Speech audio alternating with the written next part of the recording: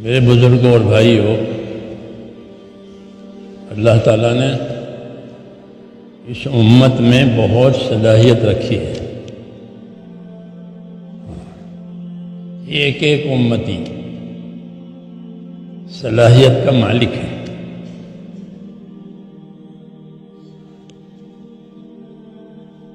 نبی یہ چاہتے ہیں کہ ان کی صلاحیتیں جو ہیں امت کی صلاحیتیں حق پر لگیں۔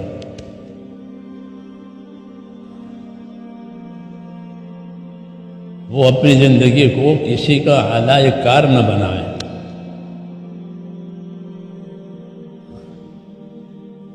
کیونکہ جب آدمی اپنی زندگی کو مقصد پر نہیں لگائے گا تو وہ کسی کا اعلی کار بنے گا یا اپنے نفس کا غلام بنے گا، اپنی خواہش کے تابع ہوگا۔ اس لیے اپنی صلاحیتوں کو امانت سمجھنا ہے۔ اللہ نے ایسا ہی بنایا ہے آدمی کو۔ ایک ایک آدمی ایک دنیا ہے، یہ کہتے ہیں دنیا میں کیا نہیں ہے، ایسے ایک ایک آدمی ایک ایک دنیا ہے۔ اتنی طاقت اللہ نے اس میں رکھی ہے، اور یہ طاقت ساری کی ساری مقصد پر لگنے کے لیے ہے۔ بہت طاقت دی ہے۔ پیدا تو یہ کیا کہ ہم نے انسان کو کمزور پیدا کیا، کمزور ہے، اس کی بناوٹ میں یہ کمزور ہے، لیکن اس میں صلاحیت اتنی ہے کہ یہ فرشتوں سے بھی آگے جائے گا۔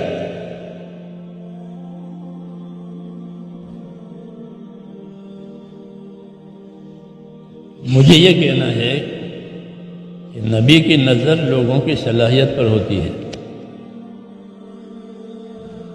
اس لیے نبی کسی کا دشمن نہیں، وہ نبی سے لوگ دشمنی کریں گے، یہ ہے، اس سے گھبرانا نہیں چاہیے۔ نبی سے، نبی کے کام سے لوگ دشمنی کریں گے ہر زمانے میں، اور صرف انسان نہیں، جن بھی دشمنی کریں گے، یہ ہے۔ وَكَذَلِكَ جَعَلْنَا لِكُلِّ نَبِيٍّ عَدُوًّا مِّنَ الْمُجْرِمِينَ۔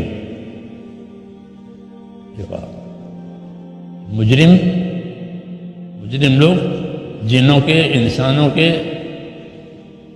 یہ نبی سے دشمنی کریں گے، ان کے کام سے دشمنی کریں گے، یہ اللہ نے نبی کو بتایا۔ اس لیے دین کے کام سے مخالفت، دین کے کام میں رکاوٹ آنا یہ کوئی نئی بات نہیں ہے، چلی آ رہی ہے، چلی آ رہی ہے۔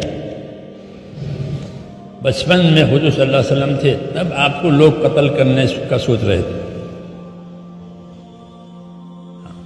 کیونکہ ان کو معلوم تھا پہلی کتابوں سے کہ یہ بچہ ہے اگر یہ نبی بنے گا،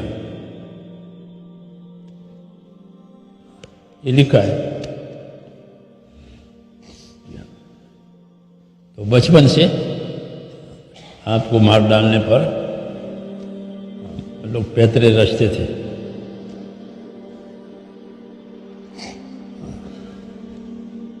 آخر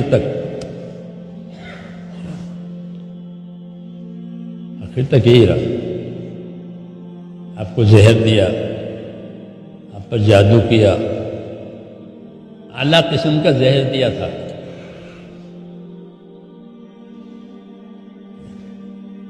وہ سخت زہر، جیسے کوئی آدمی نے کوئی غلط چیز کھا لی ہو تو موسموں میں وہ چیز اثر کرتی ہے،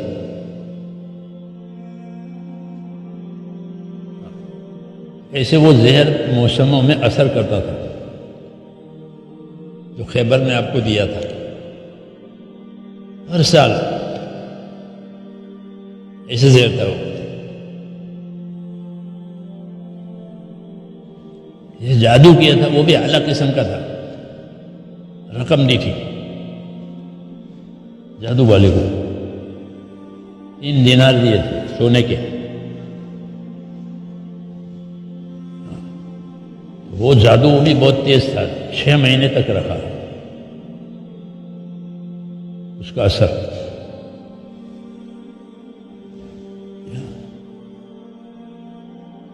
پھر قرآن شریف کی آیتیں اتری، سورہ فلق، سورہ ناس، وہ پورا قصہ وہی سے آپ کو بتایا گیا کہ آپ پر جادو ہوا ہے،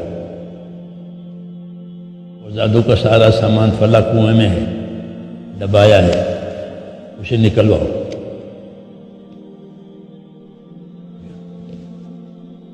یہ میں اس لیے کہہ رہا کہ یہ چیز پرانی ہے۔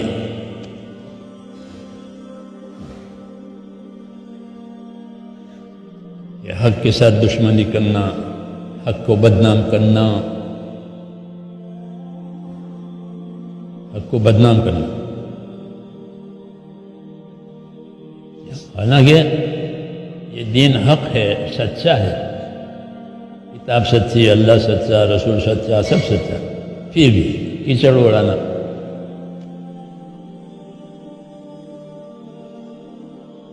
یہ بات ہم کو سمجھائیے تاکہ کام کرنے والے صبر کریں، گھبراویں نہیں، اپنا کام کرتے رہیں۔ کام ہی کام کا علاج ہے۔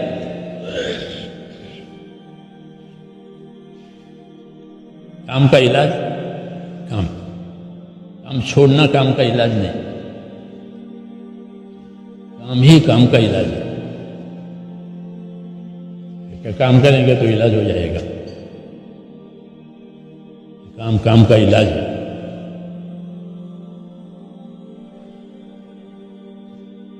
میں کہتا نبی کے دشمن انسان بھی ہوئے، جنات بھی ہوئے، جن بھی آپ کے دشمن تھے۔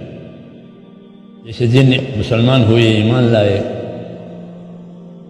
6 مرتبہ حضور صلی اللہ علیہ وسلم نے جنوں کا اجتماع کیا تھا۔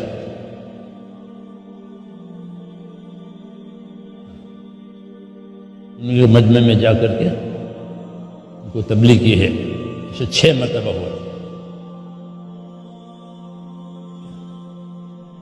کیونکہ آپ جنوں کے لیے بھیجے گئے ہیں اور انسانوں کے لیے بھی بھیجے گئے ہیں، اس لیے جن ایمان لائے تھے، اپنے مسائل بھی لاتے تھے حضور کے پاس، جیسے آپ لوگ مسائل لاتے ہیں، بھائی یہ ہو گیا کیا کریں، ہوتا ہے نا، اپنے بڑوں کے پاس مسائل لے جاتے ہیں، بھائی یہ مسئلے ہیں، اس کے بارے میں بتائیے ہم کیا کریں، وہ بھی لاتے تھے۔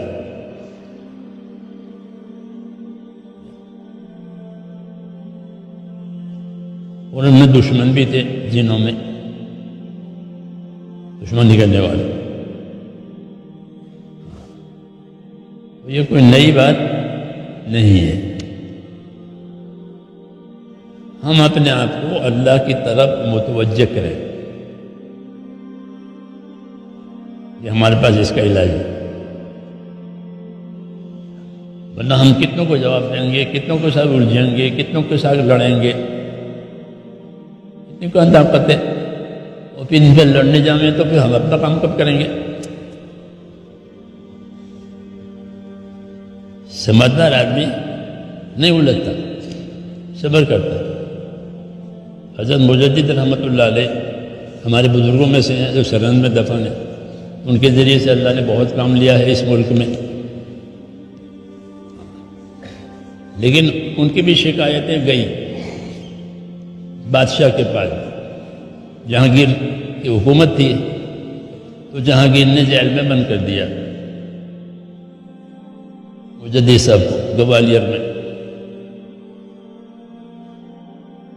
وہ مجدد صاحب کے مرید اور ان کے شاگرد بہت تھے، اکیلے نہیں تھے وہ۔ شاگردوں نے، مریدوں نے کہا کہ ظلم ہو گیا کہ آپ کو بند کر دیا، ہم بادشاہ کو قتل کریں گے۔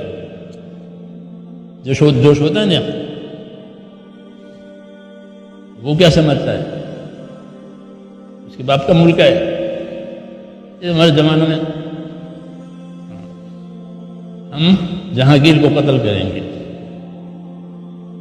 اس نے کیا سمجھ لیا؟ تو حضرت مجدد صاحب نے فرمایا کہ اس کو قتل مت کرو۔ کیوں کہ جب تم اس کو قتل کرو گے تو ملک میں فتنہ ہوگا، کیونکہ اس کے بھی حامی ہیں، بادشاہ کے بھی حامی ہے، جی تم میرے حامی ہو، میری حمایت ان کی بھی حمایت ہی ہے، تو پھر فتنہ ہوگا، تو ہم کو فتنہ کی آگ بجھانی پڑے گی، اپنا کام نہیں کر سکیں گے۔ یہ مجھے اپنا کام کرنے دو، یہ حکمت کی بات ہے کہ پھر آگ لگے تو پھر آگ بجھانی پڑے گی، یہ کام کا ہوگا۔ اس لیے کہا کہ اس کو تو محل میں رہنے دو، جہانگیر کو مجھے جیل میں رہنے دو۔ دیکھو اللہ کیا کرتے ہیں، اور تم اس کو مار ڈالو گے تو کہ تم میرے حمایتی اس کی حمایتی لڑیں گے تو نتیجہ ہوگا کہ آگ لگے گی، تو پھر مجھے آگ بجھانی پڑے گی، میں اپنا کام کروں گا۔